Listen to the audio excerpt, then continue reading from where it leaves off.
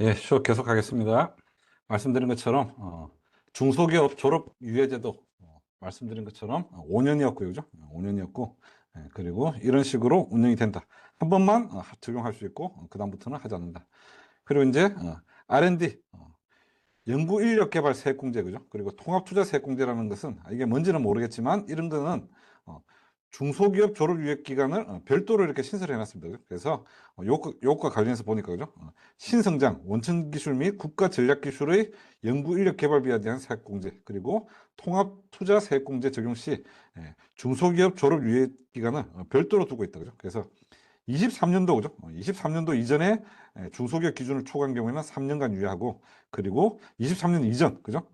23년 이후 다음 과세연도 이후에 이제 중소기업을 초과한 경우에는 5년간 유예를 하고 있다. 그죠? 그래서 23년이 속하는 과세연도 이전. 그래서 23년 이전은 3년, 그리고 23년 이후는 5년. 이렇게 해서 신성장, 원천기술, 국가전략 같은 이런 거는 별도로 만약에 별도로 살펴보셔야 될 거다. 그죠? 그래서 만약에 R&D 그리고 통합투자와 관련해 가지고 만약에 중소기업과 관련되는 내용이 있다. 그러면 일반적인 아까 같은 그런 거를 적용하시는 게 아니고 지금 보여드린 요 규정을 가지고 적용하시면 된다. 그죠? 그래서 조세특례제한법 제구조 20항에 신성장 원천기술하고 국가전략 이런 것들은 중소기업에 해당하지 않은 경우 다음 경우를 행한다 해서 이러한 식으로 3년, 5년 이렇게 별도로 적용을 하고 있습니다. 그죠? 그래서 만약에 이러한 항목이다 그런 경우에는 특별법 우선하는 것처럼 이렇게 적용을 하시면 되겠습니다. 그리고 이제 중견기업을 봅니다. 그죠? 중견기업. 이때까지 중소기업을 봤다. 중소기업을 봤습니다. 그죠? 중소기업을 봤고 그 다음에 중견기업이라고 또 따로 있다. 그죠? 중견기업. 그러면 중견기업은 또 뭐냐? 중견기업은 뭔지를 또 살펴보겠다. 그죠? 살펴보겠다. 그러면 중견기업은 일단 중소기업이 아닐 거 그죠? 그래서 중소기업이 아니 당연하죠. 그죠? 그래서 보통 우리가 보통 소기업, 그죠? 소기업, 중기업, 그리고 중견기업, 대기업 보통 이렇게 나눈다 그죠? 그래서 소기업하고 중소기업을 보통 우리가 중소기업이라고 하고 중소기업이라고 하는데 중견기업이라고 하는데 중견기업의 정의를 보니까 일단 중소기업이 아니고 그죠? 그리고 중견기업 성장 촉진 및 경쟁력 강화에 관한 특별법이라고 하는 게 있나 봅니다. 그죠? 그래서 중견기업은 이러한 법이 있다. 중견기업과 관련되는 법이 있다. 이 법 이름이 기니까 그냥 중견기업 법이라고 하겠습니다. 그죠? 그럼 이 법, 그죠? 법 시행령에 어쩌고 저쩌고 돼 있다. 돼 있는데 요 보니까 시행령에 보니까 공공기관하고 지방공기업은 아니다. 그죠? 대상이 아니다. 그죠? 그래서 공공기관이나 지방공기업은 중견기업이 될 수 없다. 그죠? 중견기업이 될 수 없다. 그렇게 돼 있고 그 다음에 다음 어느 하나에 해당하는 업종을 주된 사업으로 경영하지 아니할 것. 근데 이건 내용들을 보니까 그죠? 이거는 중소기업 때하고 똑같아. 중소기업 때하고 똑같아. 중소기업 때하고 똑같은데, 금융업, 보험, 연금, 금융, 요런 것들이 하면 중견기업이 아니다. 그죠? 그래서 요런 것들도 기준으로 한다. 그죠? 그래서 중견기업이라고 하는 것은 첫 번째, 중소기업이 아니다. 그죠? 중소기업이 아니다. 그리고 공공기관이나 지방공급이 아니다. 그죠? 이것도 중견기업이 될 수 없다. 중소기업도 될 수 없고 공공기관 및 지방공기업도 중견기업이 될 수 없다. 그리고 금융업, 보험, 연금, 금융, 보험 관련 서비스업이나 부동산 임대업도 중견기업이 될 수가 없다. 그죠? 그리고 소유와 경영이 실질적으로 독립적이어야 된다. 그죠? 독립적이어야 된다. 그래서 상호 출자 제한이나 이런 게 되면 안 된다. 그죠? 그리고 자산 총액 5조 이상인 법인이 기업이 해당 기업의 주식 또는 출자 지분의 30%를 직간접적으로 소유하면서 최다 출자자인 기업이 아닌 것. 이것은 아까 중소기업 기준으로 할 때도 마찬가지죠. 그죠? 그래서 이렇게 돼 있고 다섯 번째가 좀 특수하죠. 그죠? 직전 상계년도의 매출액이 3천억 원 미만이어야 된다. 미만. 요게 좀 다르죠. 그죠? 그래서 기본적으로 그러면 중소기업은 그러면 정리하면 어떤 법이 있느냐?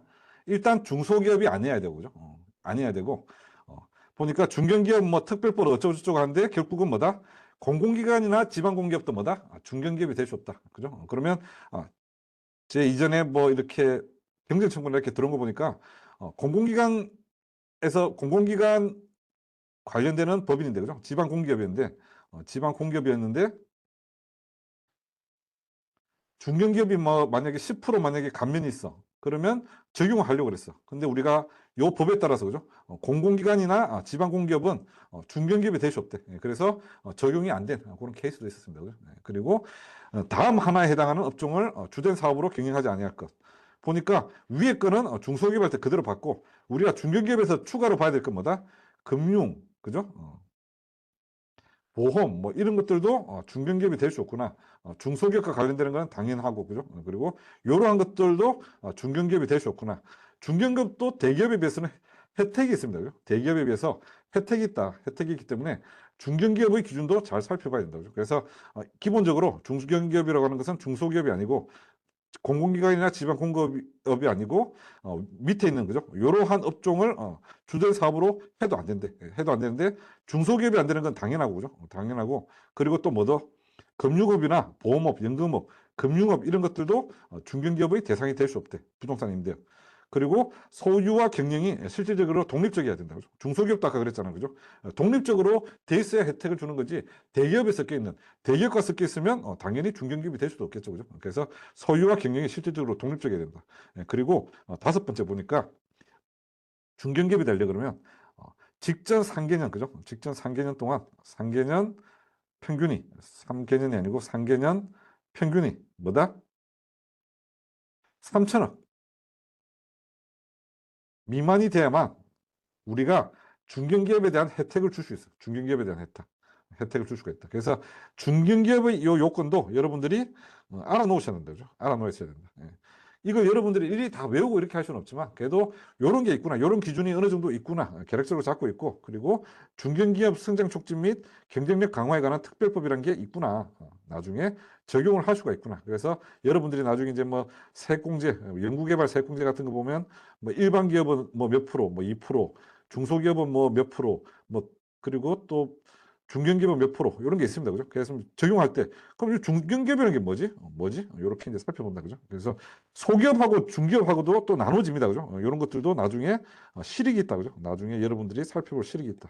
중소기업법에 소기업하고 중소기업도 구분을 하고, 그리고 중견기업이 뭔지. 그래서 바로 대기업으로 넘어가는 게 아니다. 그죠? 예, 그래서 만약에 중소기업이 아니야, 그럼 중견기업을 적용할 수 있는지도 살펴보고, 이것도 안 되면 이제 일반 기업으로 해서 별로 안 되는 혜택을 적용을 받으시면 되는 거다. 그러면 중소기업은 어떤 혜택들이 있을까요? 그죠? 뭐 때문에 이렇게 중소기업이 되고 싶어서 이렇게 할까요? 그죠? 그래서 보니까, 그리고 국가는 중소기업에 대해서 어떤 혜택을 지금 세법상 주고 있는지, 꼭 조세 특례 제한법이 아니라도 어떤 혜택이 있는지를 한번 살펴보겠다. 그죠? 기업 업무 추진비, 그죠? 뭔가 우리가, 그죠? 영업을 하기 위해서 거래처에 뭔가 돈을 쓰죠. 그죠? 우리 물건을 팔아달라 하면서 뭐 이렇게 뭐 돈을 쓰죠. 그죠? 쓰는데, 그러면 그 쓴 거에 대해서 송금으로 인정되는 한도가 있습니다. 그죠? 한도가 중소기업 같은 경우 3,600만 원이고 일반 기업은 1,200만 원 해서 곱하기 3배의 혜택을 주고 있다. 그래서 어, 접대비, 옛날 접대비죠. 그죠? 기업 업무 추진비를 쓰면 그게 이제 송금으로 인정되는 한도가 중소기업 같은 경우는 이렇게 많이 주고 있다. 그죠? 대송금 같은 경우도 중소기업 같은 경우는 부도 발생일로부터 6개월 지난, 원래 이제 일반 기업은 외상 매출금까지 안 해주는데 외상 매출금도 송금으로 인정을 해준다. 그리고 회수기일로부터 2년 지나면 그냥 이런 것들도 다 그냥 뭐다? 다 그냥 대손 뜰 수 있도록 이렇게 열어줬다. 그리고 뭐 장기 할부 같은 경우도 회수기일 도래 기준에 하더라도 신고 조정이 가능하고, 그죠? 그리고 뭐 단기도급공사, 뭐 조그만 빌라 같은 거 지었는데 12월 말 됐다고 갑자기 막 법인세 신고하라고 이렇게 안 하고, 완성될 때 기준으로 그냥 신고를 해서 미리 이렇게 법인세 신고로 납부하고, 이런 부담을 줄여줬다. 그죠? 그리고 6월 결손금 공제 같은 경우도 100% 해준다. 그죠? 일반 법인은 80%밖에 안 나는데.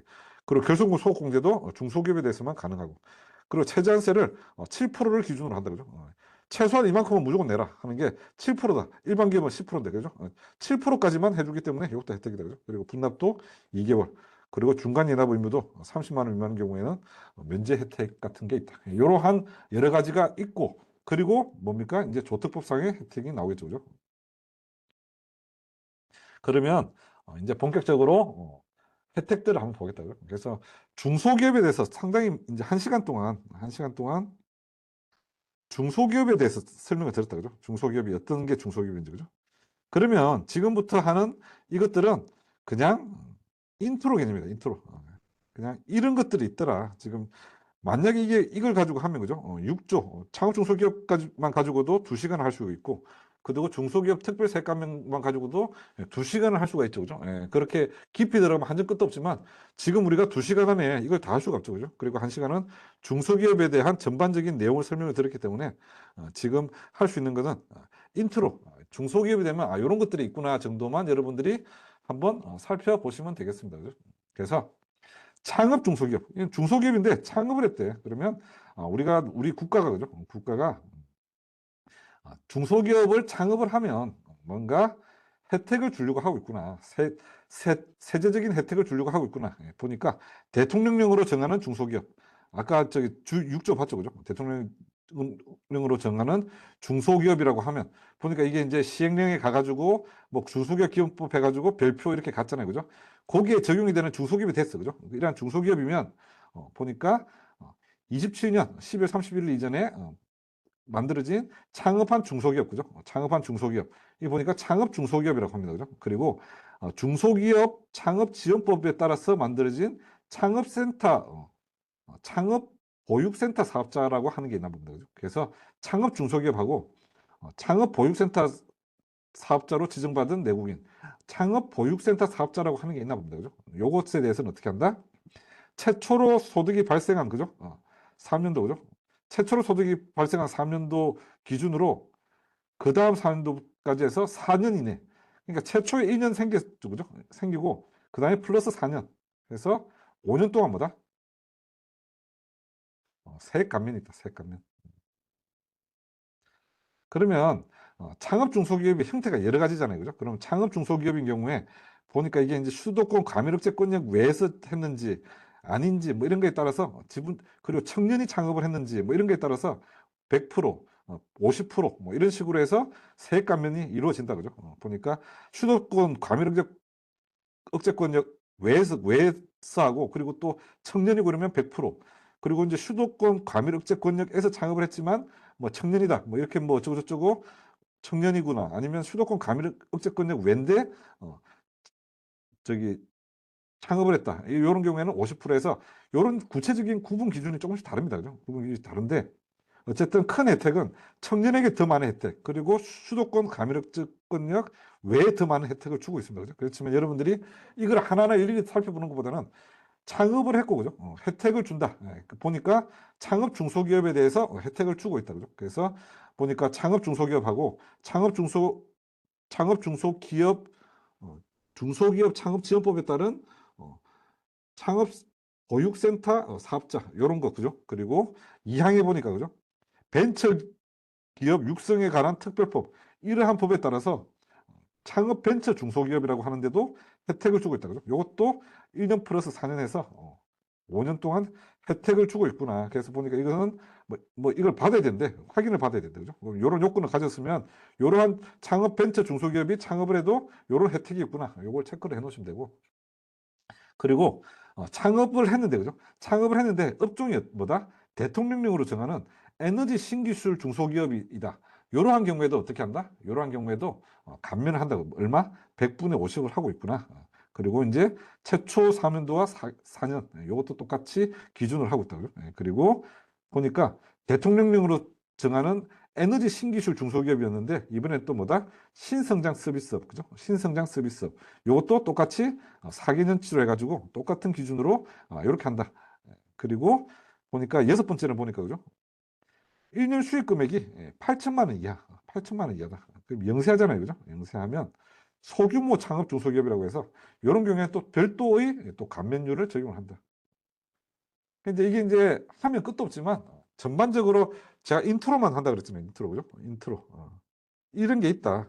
그러면 중소기업 중에서 어떤 기업? 창업을 하면 뭔가 감면을 준대.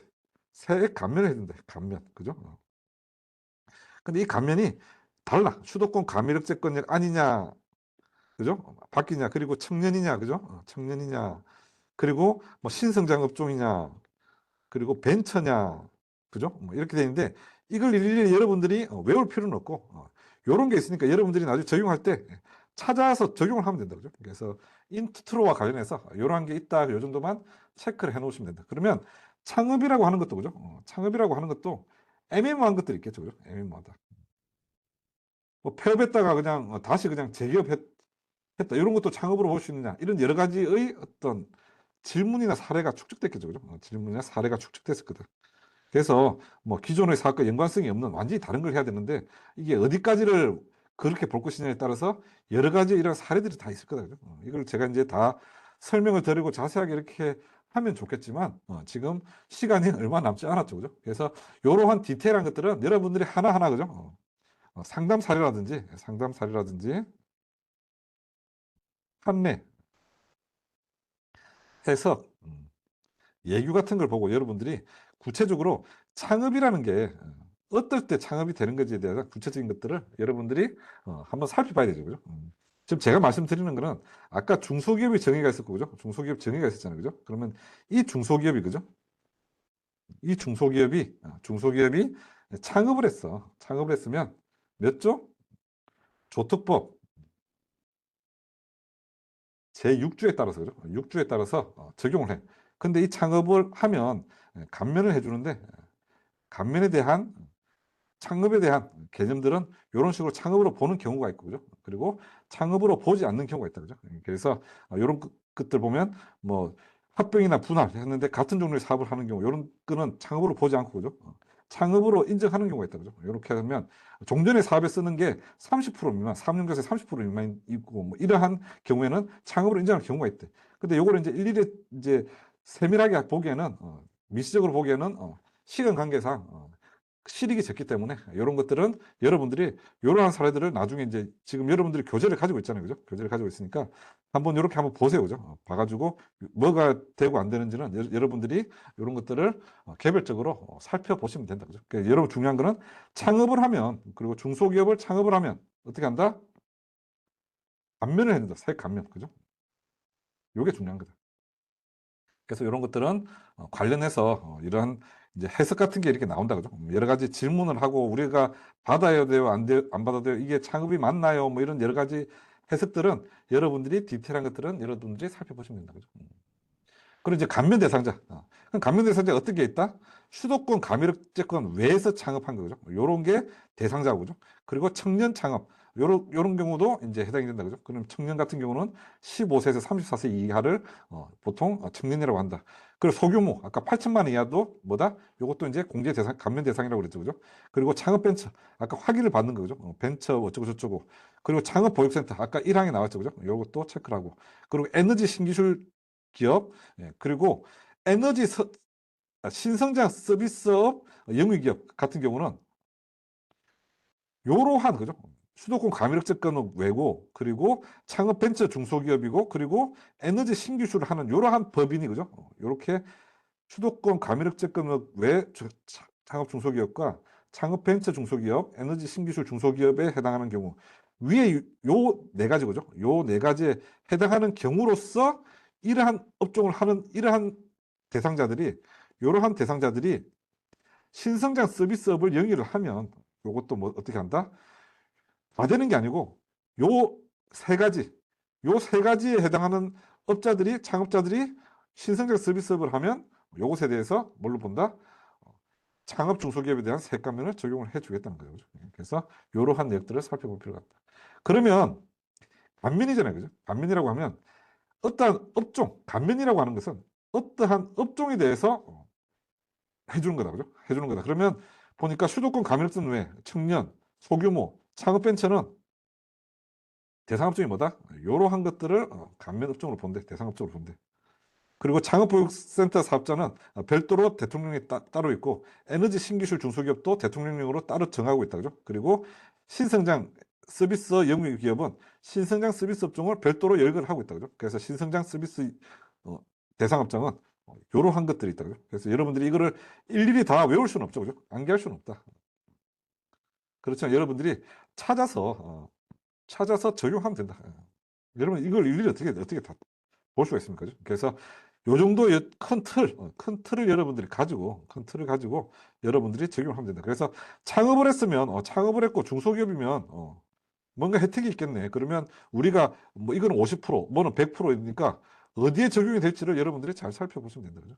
그래서 이런 식으로 살펴본다. 그러면 감면세 어떻게 적용하냐? 그럼 법인세가 만약에 100억이 나왔어. 100억이 나왔으면 총 과세 표준 100억 중에서 뭐 100억 산출세액 중에서 1000억. 만약에 과세표 1000억이면 감면 대상 아까 했죠. 그죠? 아까 무슨 업 하면 그게 해당되는 업종이 만약에 뭐 우리가 100%다 제조업이야. 100%다 적용받는 그러면 1000억 전체를 다 해서 감면 비율 아까 25%, 50%, 70% 이렇게 있잖아요. 그죠? 75% 적용해가지고 요 금액이 뭐다? 감면이 되는 거라고. 해당 업종에 대한 거죠. 해당 업종에 대한 감면 대상 소득 금액을 과세 표준 중에서 위에 놓고 감면 비율을 적용하면 이게 뭐가 된다? 이것이 감면, 창업, 중소기업, 세액 감면이 되는 거다. 감면다, 감면. 요 업종, 요 감면 대상 소득 금액에 대해서 감면 비율을 적용하는 거다. 그죠? 이렇게 여러분들이 이해를 하시면 됩니다. 그래서 감면세액은 이렇게 적용한다. 그죠? 그래서 뭐 추가 감면세액 같은 경우는 뭐 이러한 요건을 맞추고 전년보다 만약에 상시 근로 인원이 늘어나면 추가로 또 더 공제를 해준대. 이것도 이제 여러분들이 적용이 될 건지 이렇게 이제 뭐 올해하고 작년하고 해가지고 늘어난 비율만큼 또 이제 플러스로 추가를 해준다는 거니까 이런 게 만약에 추가로 돼 있으면 요건 이제 나중에 이제 뒤에 가면 아시겠지만 요거는 이제 그 통합 고용 통합 고용 세액 공제라고 해서 이렇게 이제 직원이 이제 만약에 더 많이 하면 고용에 대해서 공제해 주는 게 있습니다. 그죠? 그래서 거기에서 적용받을 수도 있고 여기서도 감면을 받을 수도 있고 되는데 보통 통합 고용 세액 공제에서 많이 적용받습니다. 그죠? 또 중복 두 개 중에 하나만 선택해야 돼. 같이 중복은 안 된다. 그죠? 이렇게 여러분들이 이런 게 있다는 것 정도만 알면 그죠? 나중에 적용을 할 수 있잖아요. 그죠? 이거를 이제 이렇게 이해를 해 보시면 됩니다. 그리고 이제 상시 근로자 수 이것도 이제 뭐 이 상시 근로자 수도 이제 하면 한정 끝도 없는데 여기서 이제 하는 상시 근로자가 이제 전년도에 비해서 늘어났는데 그럼 상시 근로자를 뭘로 볼 것인지 어떻게 볼 것인지 이것도 또 기준이 있겠죠, 그죠? 기준이 있다. 그래서 이거를 뭐 60시간이 안 되면 뭐 이게 뭐 0.5명으로 보고 뭐 0.5명인데 어떻게 됐든 0.75명으로도 볼 수 있고 뭐 이런 그 기준이 있습니다, 그죠? 그래서 이러한 그 기준 같은 경우도 뭐 이것도 하면 한정 끝도 없겠죠, 그죠? 그래서 시간이 지금 이제 뭐 제가 일부러 그런 건 아니고 이렇게 해가지고 하면 이제 제가 간단하게라도 이제 할 수 있는 것들을 못 놓치니까 이것도 여러분들이 한번 읽어보시면 되겠습니다. 그죠? 그래서 이거 읽어보시면 다 이해가 됩니다. 그죠? 그렇게 보시면 되겠다. 그럼 이제 상시 근로자 수 하는 거는 이런 식으로 돼 있다. 그죠? 그래서 만약에 뭐 돼 있으면 12분의 1 해가지고 매달의 상시 근로자 수를 계산해. 그죠? 계산해가지고 그것을 12로 나눠가지고 상시 근로자를 만들어낸다. 그죠? 만들어낸다. 그래서 상시 근로자는 임원들은 상시 근로자가 안 돼. 임원들은 상시 근로자가 안 되죠. 그죠? 그렇게 해서 매달의 숫자를 이렇게 계산한다. 그죠? 그렇게 해서 요 계산해가지고 퇴사하고 입사하고 이런 거 이제 적용해가지고 날짜별로 해가지고 만들어내는 겁니다. 그죠? 그렇게 해서 요게 이제 만약에 뭐 전년도가 9.8명, 올해가 만약에 10.5명, 그러면 여기서 요 뺀 금액, 그죠? 요 뺀 금액에 대해서 지금 이제 세액 감면을 더 해주겠다는 그런 취지를 말씀을 드립니다. 그래서 이제 뭐 감면 배제, 그죠? 감면 배제. 만약에 여러분들이 법인세 같은 거를 신고를 안 했어. 신고 안 했으면 기한의 신고 같은 게 있으면 창업 중소기업과 관련해서 감면 배제 안 해줍니다. 그죠? 안 해준다. 그래서 신고를 반드시 해야 된다. 정시에 신고를 제대로 해줘야 된다. 그죠? 그리고 경정이나 수정신고 시에 부정 과소 신고 금액에 대해서도 세감면을 배제한다. 그리고 현금력 수준 같은 거 이런 거 의무 같은 거 미가입했을 때도 세감면을 배제한다. 그죠? 그런 거 체크를 해놓으시면 되겠다. 이렇게 해서 이것도 이제 뭐 시간이 되면 이런 것도 이제 살펴볼 텐데 이것도 이제 여러분들이 뭐 사진 하나 찍으시든지 나중에 이제 그 되면 한번 이제 시간이 되면 한번 살펴보십시오. 그죠? 요거 이제 적용 요건 간단하게 만든 문제고 그다음에 이제 7조 그다음에 이제 중소기업에 대한 특별세 감면을 보겠다. 중소기업에 대한 일단 중소기업이야, 중소기업인데 특별히 감면을 해주겠대요. 뭐야 이건 그냥 창업한 것도 아니고 그냥 중소기업이기만 하면 특별히 그냥 세액 감면해 주겠대요. 그죠? 이게 무슨 혜택입니까? 그죠? 아까 감면은 뭐였습니까? 해당 업종에서 그죠? 해당 업종 산출세액에서 해당 업종에 대한 금액에 대해서 일정 비율만큼 그죠? 50%면 20%, 일정 비율만큼 그냥 해줘버리는 거예요. 그죠? 해줘버리는 거죠. 그래서 보니까 중소기업 중에서 다음 1호의 감면업종을 경영하는 기업에 대해서는 그죠? 어쩌고 저쩌고 해가지고 감면 비율을 곱해야 정한 금액에 따라서 감면을 한다고 돼 있습니다. 그죠? 재감면. 두 번째다. 그죠? 그래서 감면업종을 보니까 작물 재배업, 축산업, 어업, 강업, 제조업, 하수 폐기물 처리, 건설업, 뭐 도매업 어쩌고 저쩌고 해가 쭉 이렇게 나옵니다. 그죠? 그렇게 해서 이런 업종을 하면 감면 비율 해가지고 보니까 뭐 100분의 20, 100분의 30, 100분의 5, 100분의 15 해가지고 감면 비율이었다. 그래서 여러분들이 볼 거는 우리가 중소기업이야. 중소기업이면 뭐다? 이런 감면 비율을 적용하면 되는 거야. 특별히 그냥 해준대 그냥 중소기업이면 이렇게 체크하면 된다. 그죠? 그래서 이것도 이제 간단하게 보면 수도권 내에 있는 거하고 수도권 외하고 또 다르다 그죠? 수도권 내에 있으면 기본적으로 그죠? 도매 소매 의료, 도매 소매 의료는 약간 뭐 이게 뭐 제조업도 아니고 특별히 중소기업이라가 특별히 혜택을 크게 줘야 될 실익이 별로 없는 것 같죠, 그죠? 뭐 제조업이나 이런 것도 아니고 그죠? 그래서 기본적으로 제일 낮은 비율 10%만 해준다 그죠? 10%만 해주고 그 다음에 이게 뭐 제조나 이런 그죠? 좀 나름대로 건설이나 이런 것들은 두 배로 해가지고 이렇게 적용한다고요. 그리고 수도권 외 같은 경우는 세 배를 적용해. 그래서 도매업, 소매업, 의료업은 똑같이 10%인데 그 외의 업종에 대해서 30% 뭐다? 소기업에 대해서는 그렇다. 소기업. 중기업은 또 따로다, 그죠? 중기업은 따로다. 그래서 수도권 내에 있는 소기업하고 중기업, 그죠? 수도권 외에 있는 소기업하고 중기업, 그죠? 그래서 소기업 같은 경우는 도매, 소매, 의료 같은 경우 10%, 그 외는 20%. 그리고 중기업은 안 해주는데 일반 서적 출판업에 대해서만 10%를 해주는 게 있구나. 이렇게 체크하면 되고 수도권 내 같은 경우는 소기업은 10%, 그 외는 30%, 그죠? 해서 세배를 적용을 해주는구나. 세배.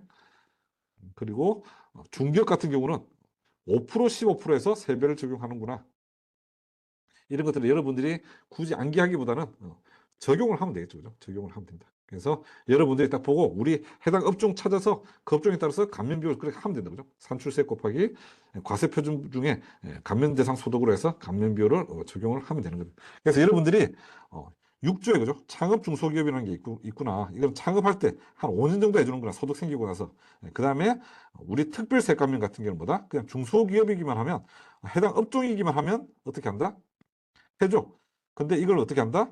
수도권이냐 아니냐 그리고 소기업이냐 중기업이냐 뭐 이런 것들에 따라서 감면 비율이 달라진다. 이 정도를 체크를 해 보시면 되겠습니다. 감면 대상 업종이 이렇게 나오죠, 그죠? 그래서 이렇게 많이 있습니다, 그죠? 이렇게 되어 있는 거.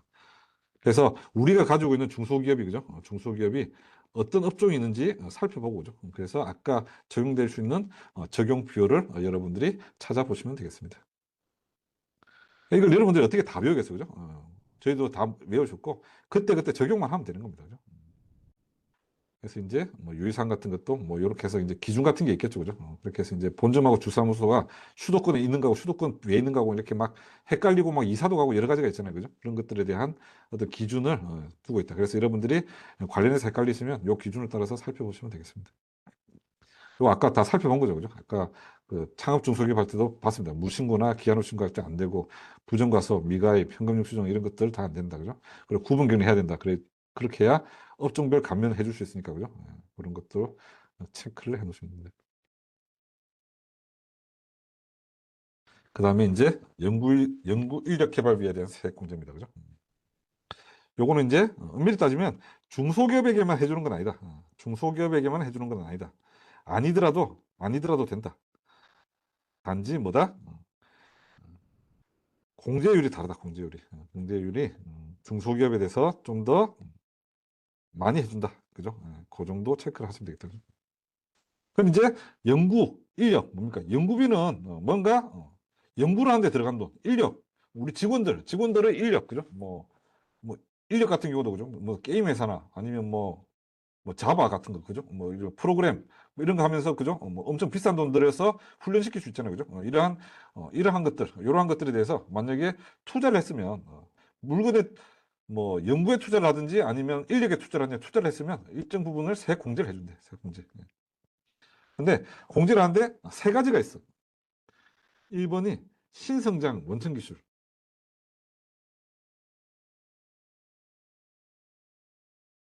1번이죠, 그죠? 2번이 뭐다? 국가 전략 기술.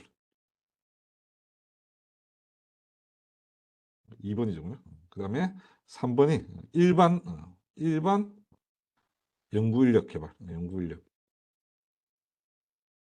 이게 3호죠. 그죠? 일반 연구인.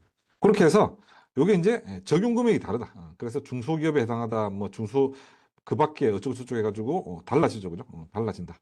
그래서 1번, 그러니까 원천 기술, 신성장 원천 기술에 대해서 중소기업인 경우, 그 밖의 경우 해가지고 달라지고, 그 다음에 국가 전략 기술에 대해서도 그죠? 중소기업에 해당하면 40%, 그 밖에는 30%뭐 이런 식으로 규제가 돼 있다. 그죠? 그리고 이런 신성장이나 국가 전략 기술이 아니다. 그런 일반 같은 경우는 이런 경우에도 어떻게 한다? 중소기업 같은 경우는 뭐 100분의 40, 그죠? 100분의 40 그리고 100분의 25 뭐 이런 식으로 해서 이렇게 하는 방법들이 있다. 그죠? 이렇게 여러분들이 찾아보시면 된다. 그죠? 그래서 25%하고 40, 25%뭐 40% 해가지고 직전 대비해서 초과하는 금액의 25%뭐 40%뭐 이러한 기준들이 있다. 이것도 이제 뒤에 가서 살펴보겠다. 뒤에 가서 살펴보는데 일단 뭐다? 신성장 원천 기술이 있고 그다음에 국가 전략 기술이 있고 일반이 있다. 그러면 이것들은 다 중소기업이냐 아니냐 뭐가 아니냐에 따라서 다 달라진다. 그죠? 다 달라진다. 이것도 이제 전년 대비해서 뭐 이렇게 당연연도 곱하기 25% 그리고 전년도에서 상승에 대해서 50% 이러한 기준이 있는데 이런 것들은 뒤에서 살펴보도록 하겠다. 그러면 기본적으로 정의를 한번 보겠다. 그죠? 그리고 연구인력 개발비 세공제라고 하는 것은 연구개발비, 인력개발비로 지출한 금액에 대해서 일정 금액의 비율에 해당하는 금액을 법인세나 소득세에서 공제해 줌으로써 기업의 기술을 축적하고 우수한 인력 확보를 용이하게 함으로써 대외 경쟁력과 성장 잠재력을 확충하기 위한 제도다. 그죠? 이렇게 이해를 해보시면 된다. 이거는 이제 나중에 이제 보시면 되겠지만 조세특례제한법 별표 6 요건에 여기에 관련되는 조항들이 있다. 그죠? 항목들이 있다. 항목. 이 항목들을 기준으로 이게 맞는지를 살펴보시면 된다. 그죠? 그래서 형식적으로는 내국인이 각 사면도의 연구개발 및 인력개발을 위해 지출한 비용으로서 요 요건에 규정된 비용, 그죠? 그렇게 돼 있고, 뭐 다음에 해당하는 금액은 제외한다는데, 뭐 돈을 지급받아가지고 자비로 써야 공제를 받는 거지 지급받아가지고 하는 게 의미가 있겠습니까? 그죠? 그래서 지급받든지 국가나 뭐 연구개발 출연금 같은 걸 받아가지고 하는 거는 이런 것들은 제외한다. 연구개발의 정의입니다. 그죠? 연구개발. 이전에는 과학적 또는 기술적 진전을 이루기 위한 활동과 새로운 서비스 및 서비스 전달 체계를 개발하기 위한 활동, 요까지였습니다. 그죠? 근데 25년도에 상용화, 상용화, 사업화된 제품, 기술, 서비스 설계, 디자인 등을 단순 보안 변형, 개선하는 활동도 연구개발에 포함이 됐다. 그래서 진짜 꼭 창의적이고 이렇지 않더라도 상용화나 사업화된 건데도 단순 보완하거나 변형 개선하는 것도 뭐다? 연구개발에 포함을 시킨다. 점점 대상을 점점 넓혀주고 있다. 그죠? 넓혀주고 있다. 그래서 조금 더 적극적으로 이렇게 한 거를 한번 적용을 해볼 필요가 있다. 그죠? 인력 개발은 내국인이 고용하고 있는 인문 사회인을 교육 훈련시키는 활동이다. 그죠? 그래서 이제 보면 이제 자체 연구개발, 그죠? 연구개발. 일단 연구개발입니다. 그죠? 인력개발. 인력개발이 아니고 연구개발. 그러면 연구개발을 하면 인건비가 들어갈 수 있고 재료비가 들어갈 수 있고, 그죠? 재료비. 그리고 뭐 기타 경비가 들어갈 수 있겠죠. 그죠? 그러면 인건비. 그러면 연구개발에 들어가는 연구소가 차려졌어. 그럼 연구소에서 연구원들, 그죠? 연구원들 인건비. 이런 거 다 이제 연구개발비로 들어가야 되잖아요. 그죠? 그러면 이런 것들은 뭐다? 연구소 또는 전담부서에서 근무하는 직원에 대해서만 적용을 하고 있다. 그죠? 그래서 일반의 뭐 마케팅 회사에 다니면서 그냥 이름만 붙이고 이게 안 되고 실제로 그렇게 하는 것들에 대해서만 하고 있다. 그리고 인건비에는 뭐 퇴직소득이나 퇴직급여, 퇴직연금이나 이런 퇴직 관련되는 것들은 인건비는 제외를 하고 있답니다. 그죠? 이렇게 체크하시면 되고. 그다음에 이제 연구소와 전담부서라고 하는 것은 기초연구진흥 및 기술개발 지원에 관한 법률, 이러한 법률에 따라서 그죠? 문화산업진흥기본법, 산업디자인진흥법. 여러분들이 이제 꼭 보실 거는 요것도 연구개발비로 포함된다 그죠? 연구개발. 문화산업진흥 그리고 산업디자인 이런 게 여러분들이 생각하는 일반적인 연구개발하고는 의미가 좀 다를 수 있는데 어쨌든 문화산업진흥을 위한 개발 그리고 산업디자인을 위한 투자 이런 것들도 연구개발비 세액공제 대상이 되고 있다. 그 정도 체크를 하시면 되겠다. 그죠?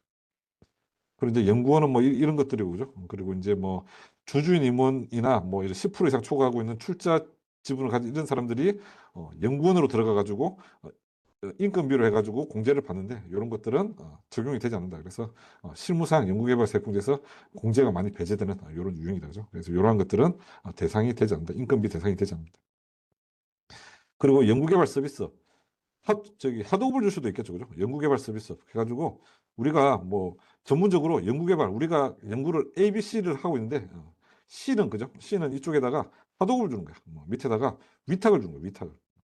위탁을 줘, 그죠? 위탁을 주고, 그리고 뭐 시장조사, 요것과 관련해가지고, 뭐 시장조사 같은 거 해가지고, 사업성 있는지 뭐 알려줘 해서 연구개발 지원을 받는 거죠. 뭐, 그리고 뭐, B라는 어떤 특별 광물을 검사하고, 이런 꼭 연구개발이 아니고 좀 부수적인, 연구 부수적인 것도 지원하는, 요런 데, 그죠? 요렇게 들어가는 요런 것들도 뭐다? 요런 것들도 포함을 한다, 안 한다? 포함을 한다, 그죠? 이런 것들도 연구개발에 포함을 한다. 이런 것들도 체크를 하시면 됩니다. 근데 뭐 이러한 것들이 이제 대상이 된다 안 된다 뭐 이런 것들이죠, 그죠? 그래서 뭐 만약에 취소되면 언제까지 그 기간을 삼는 그런 것들 그죠? 이것도 이제 크게 중요한 건 아니군요. 그리고 이제 재료비도 이렇게 하는데 워드 프로세서나 뭐 이런 것들은 재료비에 포함되지 않는다. 기본 운영 시세 그죠? 그 정도 생각하시면 되고.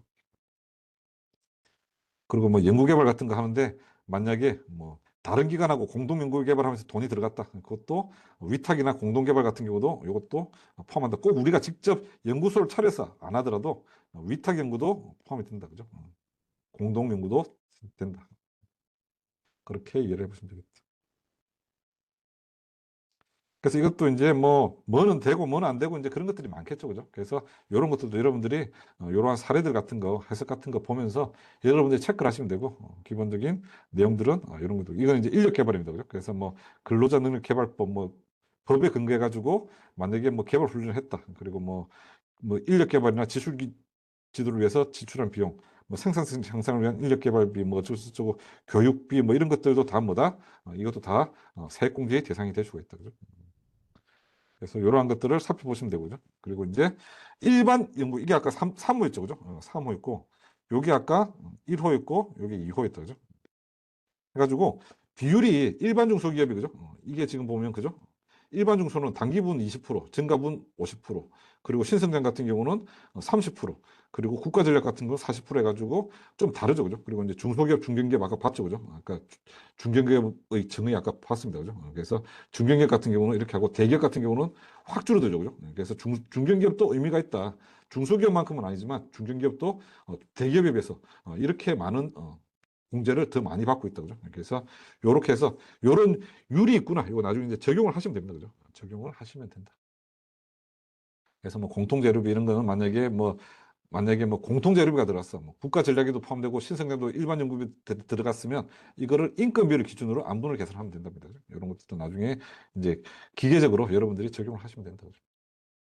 사례를 보겠습니다. 그죠? 만약에 중소기업이고 그죠? 산업용 로봇을 제조하는 회사가 있어. 그죠? 보니까 20년, 21년, 22, 23 해가지고 매출액이 800억이고 연구인력 개발비가 2.8억이 나갔대. 그러면 연구개발비 세액공제 어떻게 계산할 건지. 그죠? 이렇게 할 거면 우리가 보통 보면 단기분 방식이 있고, 그죠? 단기분 방식이 있고 증가분 방식이 있어요. 그러면 2.8억이잖아요. 그죠? 그럼 단기분 방식은 2.8억에서 25% 그냥 하는 거예요. 중소기업 같은 경우는.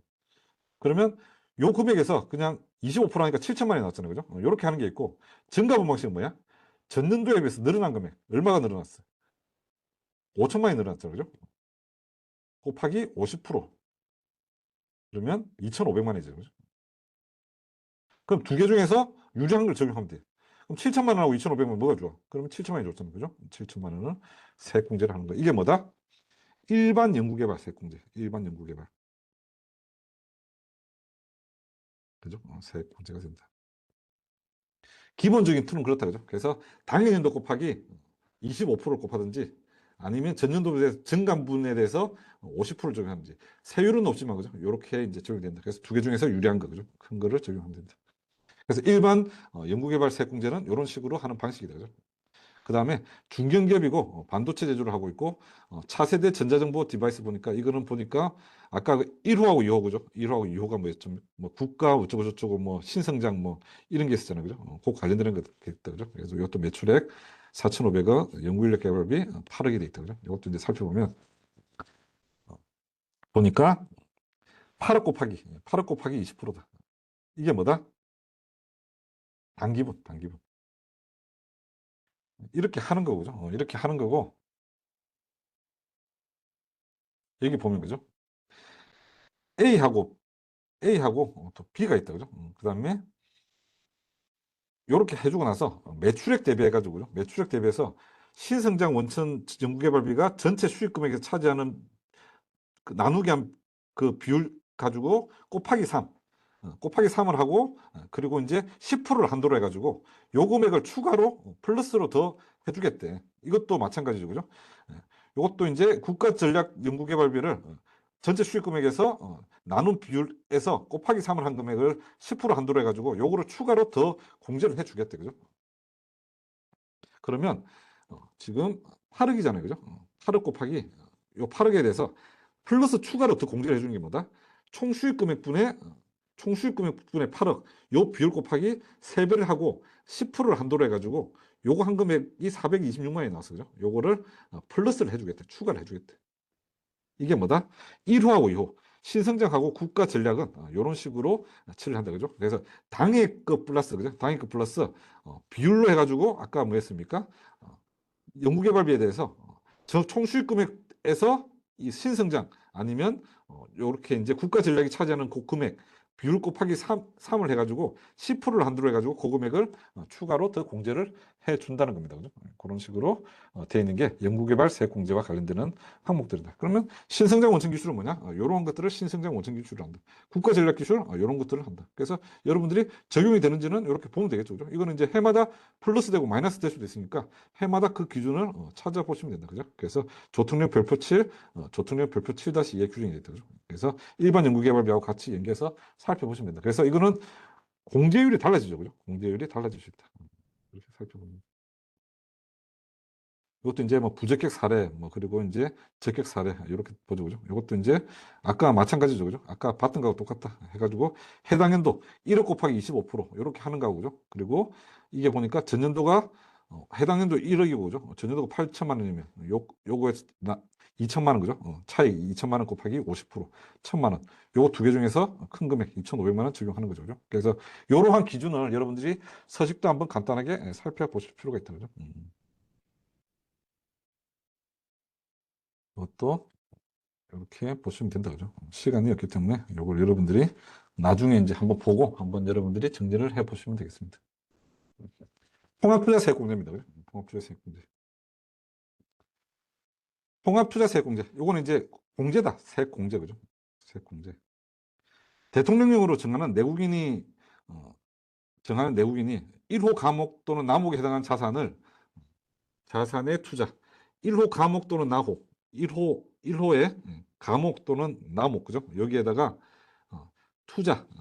투자하는 경우에는 제2호 강목에 했다는 기본 공제금액과 추가 공제금액의 합한 금액을 해당 투자가 이루어지는 과세연도의 소득금세 또는 법인세에서 공제를 한다. 그러면 투자잖아요, 그죠? 투자자산. 그러면 기계설비, 뭐 공장 뭐 이런 거 있잖아요, 그죠? 이런 기계설비, 유형자산 뭐 이런 거 있잖아요, 그죠? 이런 거를 만약에 투자를 했어, 뭐 10억, 100억 뭐 투자를 했어. 그러면 이것에 대해서 뭘 한다? 투자세액 공제를 한대. 그러면 공제 대상 자산은 뭐 어떤 게 있냐? 보니까 기계장치 등 사업용 유형자산, 그리고 감옥에 해당하지 않은 유형자산, 무형자산으로서 대통령령으로 정하는 자산, 이러한 것들이 있고 대통령령으로 정하는 자산은 제외한다고 되어 있습니다. 그죠? 그럼 이거는 뭐다? 제외되는 자산. 제외되는 자산. 토지가 투자한다고 해가지고 뭐 이렇게 막 우리가 기계를 뭐 기계 같은 걸 투자하고 이런 게 아니고 토지나 건축물 투자는 이건 투자가 아니잖아요. 그죠? 우리가 생각하는 기술 개발을 위해서 투자할 때 공제적 이런 게 아니잖아요. 그죠? 그리고 구축물 같은 것도 아니고 차량 같은 경우도 일반 승용차 같은 경우는 그냥 이게 뭐 무슨 기술 개발을 위해서 이렇게 투자하고 이런 게 아니잖아요. 그죠? 그래서 이런 것들은 다 뭐다? 다 제외되는 거다. 그죠? 대통령으로 제외되는 거. 그죠? 그렇게 해서 만약에 요런 게 아닌 기회장치 등 유형자산하고 감옥에 해당하지 않는 유형자산, 무형자산 같은 경우는 보니까 뭐 신성장 사업 같은 경우는 12%, 그리고 그렇지 않은 일반적인 거는 9% 해가지고 공제 비율이 이렇게 나온다. 그죠? 이런 식으로 나오는 거고요. 그리고 추가 공제해가지고 또 이렇게 이런 식으로 한다. 그죠? 그렇게 해서 요것도 그죠? 결국은 투자를 하면 그죠? 투자를 하면 이것도 공제를 해주겠다는 겁니다. 그죠? 공제를 해주겠다는 거. 그래서 이제 뭐 보니까 사업에 직접 사용되는 자산, 그리고 연구 시험용 또는 직업 훈련용 시설, 그리고 에너지 소비에 대한 비용을 절감할 수 있는 시설, 그리고 환경 보전 시설, 그리고 안전 기준, 소방이나 안전 기준에 부합하는 안전 시설을 만약 신규로 투자했어. 그리고 생산성을 향상시킬 수 있는 어떤 투자를 했어. 그리고 직원들 그죠? 근로자의 주거 안정이나 근무 환경 개선을 위한 근로자 복지를 위한 시설 등에 투자를 했다. 그리고 뭐 기업 규모별 뭐 특정 시설, 뭐 일반 투자, 신성장 투자, 국가 전략으로 해가지고 만약에 이런 식으로 이런 것들을 투자를 했으면 투자 세액 공제를 해준다는 거다. 그래서 만약에 여러분들이 기업에 있는데 그죠? 뭔가 뭐 유형자산이나 기회자산을 했어. 그러면 이게 뭐 승용차나 이런 게 건물이 아니면 이런 것들을 여러분들이 적용할 수 있는 걸 찾아서 그죠? 이런 것들을 하면 되고 이것도 소비성 임대업이나 소비성 서비스업이나 부동산 임대 같은 경우는 제외를 한다 그죠? 그래서 이것도 여러분들이 뭐 자세하게 하면 이것도 뭐 되는 게 있고 안 되는 게 있고 또 여러 가지가 많겠죠 그죠? 그렇지만 여러분들이 통합투자세액공제라는 게 있다. 그래서 큰 취지는 유형자산이나 기회장치 이런 것들에 대해서 뭐 일정률 3%, 5%, 12%에서 적용을 해주는 게 있다. 그래서 이러한 게 있다는 걸 여러분들이 체크를 해 놓으시면 되겠습니다. 그래서 요 규정을 여러분들이 있다는 걸 알고 적용을 해 보시면 된다. 그죠? 이것도 이제 중소기업만 해당되는 건 아니고 중소기업에 해당되는 건 아닌데 좀 더 많이 해준다. 그죠? 그래서 이것도 이제 적용을 해 보실 필요가 있다. 그래서 기본적으로 통합투자세액 공제가 일반 투자, 신성장 투자, 그리고 국가산업 이렇게 해가지고 중소기업인 경우에는 10%, 12%, 20% 이렇게 되어 있습니다. 그죠? 그래서 여러분들이 이것도 체크를 해 보시면 되겠습니다. 그죠? 그리고 투자와 관련되는 뭐 이런 것들이 있다. 그래서 뭐 정설 투자하면 안 되고 또 뭐 완전히 신규나 대체 투자는 되고 또 이것도 이제 여러 가지의 어떤 이런 게 있습니다. 그죠? 그래서 이런 것들도 여러분들이 예, 본인이 처해 상황에서 적용을 하면 되는 거죠. 그죠? 이걸 여러분들이 다 암기를 하실 필요는 없고 여러분들이 한번 시간을 다 한번 읽어보세요. 그죠? 한번 이렇게 한번 쭉 읽어보시면 책이 잘 돼 있거든요. 그죠? 그래서 읽어보시고 이런 것들을 그때그때 상황에 따라서 적용을 하시면 된다. 그죠? 그래서 이걸 여러분들이 다 암기하고 이렇게 하실 수 없잖아요. 그죠? 그래서 큰 왁구, 큰 어떤 개념만 가지고 계시면, 투자를 하면 공제되는 게 있더라. 요 정도만 갖고 계시면, 여러분들이 요걸 따라 살펴보시면 되겠습니다. 그죠? 그리고 이제 통합, 고용세액공제라는 게 있습니다. 통합, 투자가 아니고 고용세액공제. 기업의 고용과 관련된 거죠. 그죠? 고용을 보니까 29조의 8입니다. 그죠? 통합 고용 세액공제. 그럼 이거는 기본적으로 그렇습니다. 아까하고 비슷한 거야. 전년도에 만약에 뭐 상시 인원자가 만약에 5.8명이었는데 올해 만약에 뭐 7.3이다. 그러면 요 늘어난 거에 대해서 세액 공제를 해주겠다는 거예요. 세액 공제. 세액 공제인데 청년이나 그죠? 청년이나 만약에 뭐 장애인, 경력 단절 여성 이런 게 있으면 금액이 좀 높아져. 금액이 높아지고 그 외 일반인은 적용 금액이 작아. 그래서 이거는 보면 뭐 1,550만 원, 1,400만 원 뭐 이렇게 막 크잖아요. 그죠? 큰 금액이고 요거는 지금 850, 950 막 이렇게 되잖아요. 그죠? 그래서 이 금액이 달라진다. 그죠? 그렇게 해서 요러한 통합 고용세액 공제라는 게 있다. 그래서 만약에 기업이 그죠? 작년에만 10명 뽑았다고 올해만 15명 뽑았어. 그러면 상시 근로자를 기준으로 한다. 상시 근로자. 아까 배웠던 거죠? 기준으로 해가지고 그렇게 하면 뭐 늘었다 5명 중에서 만약에 2명이 청년이다 그러면 뭐 1,500만 원, 1,100만 원. 만약에 뭐 3명은 일반이다. 그러면 뭐 800만 원. 이렇게 해가지고 요거를 공제를 해주는 거예요. 통합투자세액공제, 고용세액공제라고 해서 요거를 그러니까 고용을 많이 하도록. 근데 만약에 고용을 한다고 하면 청년이나 장애인이나 경력단절을 하면 공제받는 금액이 더 크니까 더 유인이 더 크겠죠. 그죠? 이런 식으로 적용을 하는 거다. 그죠? 이렇게 해서 요 보니까 중소기업 같은 경우죠. 3년 지원해가지고 1,100만 원, 뭐 1,200만 원, 지방 같은 거하고 금액이 다르죠. 그죠? 이렇게 해서 청년이나 정규직 하면 뭐 1,100, 1,300 해서 이런 식으로 적용이 되고 있습니다. 그죠? 네. 그리고 이제 사회보험료라고 있죠. 그죠? 사회보험료. 이전에는 이게 다 별도로, 법이 다 별도로 따로 다 있었습니다. 그죠? 별도로 고용정제 세액공제라는 게 있었고, 사회보험료 세액공제라는 게 있었고, 경력단절 세액공제, 정규직 전환 세액공제, 육아휴직 복귀자 세액공제라는 거에서 각각 법이 다 따로 있어. 29-7, 30-4, 29-3, 30- 별도로 다 있었어. 다 있었는데 이게 어떻게 됐다? 25년도에 통합고용세액공제로 통합 단순화했어. 그래가지고 이런 식으로 해서 상식으로도 일반은 이렇고 아까 했던 별도의 법이 이것들을 전체적으로 다 금액을 크게 해가지고 그죠? 별도로 해가지고 추가로 이렇게 집어넣어줬습니다. 그죠? 이런 식으로 추가로 넣어줬고 23년하고 24년도까지는 요것도 살아있었어. 그래서 통합고용세액공제라는 게 이제 생겼잖아요. 요거 이제 24년도에 생겼는데 23년하고 24년도는 고용증대 세액공제, 아까 봤던 고용증대 세액공제하고 사회보험료 세액공제, 요게 큰 하나고, 그죠? 요거 하나 하고 두 개, 통합고용세액공제.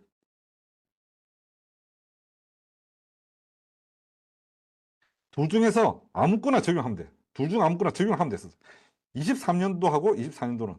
그러니까 내가 요거 두 개를 따로 적용을 할래. 이렇게 할 수도 있고, 아니면 내가 통합고용증대를 할 수도 있어. 요때도 요 법은 있었으니까. 근데 이제 25년도가 지났어. 올해부터는 뭐다? 이제 통합고용세액 공제만 할 수 있다. 24년도만 선택해서 할 수 있었고, 이제는 뭐다? 전체로 다 하는 거다. 그죠? 그렇게 해서 이러한 공제의 방법이 있다. 그래서 이것도 이제 뭐 계산하는 방법도 있고 이제 다양한 이제 방법이 있거든요. 해가지고 이런 식으로 적용을 하는데 요것들과 관련해 가지고 관련되는 거는 이제 다음에 또 이제 추가로 이제 별도로 이렇게 할 수 있는 시간이 생기면 그렇게 적용을 하고 이렇게 해서 이제 전년도 대비 뭐 이렇게 해가지고 나중에 이제 안 되면 또 토해내야 돼. 토해내야 돼. 만약에 공제를 받았는데 다시 줄어들잖아요. 그죠? 직원이 줄어들면 또 토해내는데 여러 가지 또 방법이 있어. 그죠? 계산 방식이 있다. 계산 방식이 있다. 그래서 이러한 이제 방식으로 되는 거고 여러분들이 만약에 늘어났어. 그럼 구체적으로 계산하는 방법 같은 거는 여러분들이 충분히 찾아내고 할 수 있다. 그죠?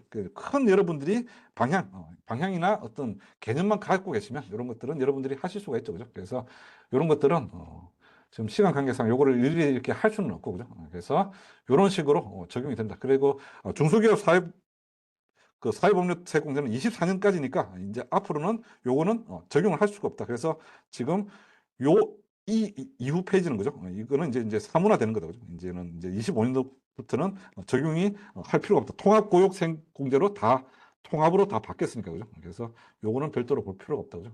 그렇게 보시면 되고 이렇게 해서 2시간에 걸쳐서 시간이 좀 부족해서 요거를 이제 다 할 수는 없었습니다. 그죠? 다 할 수는 없었는데 어쨌든 제가 할 수 있는 기준으로는 어쨌든 큰 맞고 중소기업의 기준 그리고 이제 이게 적용되는 여러 가지의 세액 감면 세액 공제에 대해서는 인트로만 보여드렸어요. 그죠? 이걸 구체적으로 하기에는 시간이 관계가 너무 좁았기 때문에 어쨌든 전반적인 내용을 2시간 안에 하는 건 좀 무리였고 그죠? 어쨌든 이번 시간에 어쨌든 이러한 세액 감면이나 세액 공제가 있고 중소기업은 이런 게 중소기업이구나 그리고 중견기업은 이런 거구나 그 정도의 개념 정도만 정리가 좀 되신다고 하면 그랬으면 감사하겠습니다. 여러분 수업 들어주셔서 감사합니다. 고생하셨습니다.